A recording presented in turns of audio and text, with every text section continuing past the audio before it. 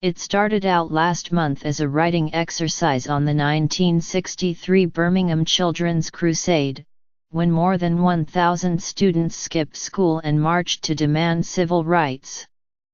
Then the class assignment mushroomed into a plan hatched by 10 and 11-year-olds to stage a little civil disobedience of their own. So on Wednesday morning, the students in Craig Sampsell's 5th grade class at Case Elementary School in Akron, Ohio, will pick up posters they drew and walk out of their classrooms, joining many thousands of other students in a nationwide protest against gun violence after the killing of 17 people in a Florida high school last month. Asked whether that was an appropriate age to be protesting about a disturbing event, the principal, Danjile Henderson, said, "My 5th grade students were very aware of the details of the events and wanted to have their own peaceful protest. Still, she drew lines around who could participate and how. 3rd through 5th graders may walk out, 2nd graders can observe the protest, but not walk. Kindergartners and 1st grade students will remain in their classrooms for discussions on school safety in general that avoid the shooting itself. Not all parents may want that detailed conversation on what happened in Florida," Ms. Henderson said. With some parents wanting their children to get first-hand exposure to a nationwide political demonstration, others worried that the protests are stoking the fears of young children about a threat that remains uncommon, and still others objecting to the gun control message entirely. One question has been weighing heavily on school administrators this past week: how young is too young for children to join the walkout? Many districts and schools that are tolerating, if not encouraging, participation in what organizers call the National School Walkout are also calibrating their approach for their youngest students.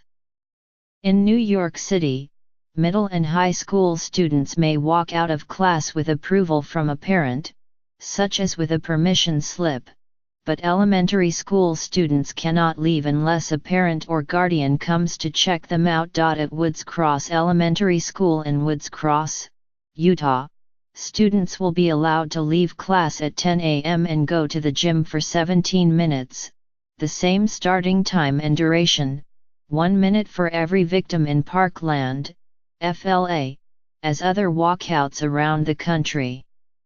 Parents may also check them out of the school during that time, and they will not be penalized. We're giving them an opportunity to express their First Amendment rights in a safe place, said Rachel Peterson, a physical education teacher at the school who is also safety commissioner for the state board of the Utah PDA. In suburban Nashville, David L. Snowden, director of schools for the Franklin Special School District, sent an email to families saying that the district had decided that it would not be appropriate for students in its elementary schools, which run through 4th grade, to participate in the walkout, but that students in grades 5 and up could join. In an interview, Dr. Snowden said he was not concerned that very young children would be frightened by the walkout, only that they would not understand what it was about.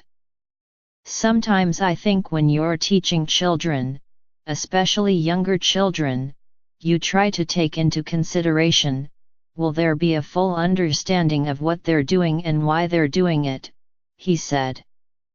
"Just to walk out of class for 17 minutes, I'm not sure what that is really teaching." Even within Akron's 50-school district, agendas for Wednesday differed markedly from school to school. At Firestone Park Elementary, students were expected to read a poem about peace. At Pfeiffer Elementary, students would be reviewing safety procedures. And at Robinson Community Learning Center there were no plans at all. Students had not expressed an interest, according to the district. Elise Capella, a clinical psychologist and associate professor at New York University's Steinhardt School, said there was a difference between what the youngest students from kindergarten to 2nd grade and older children could understand.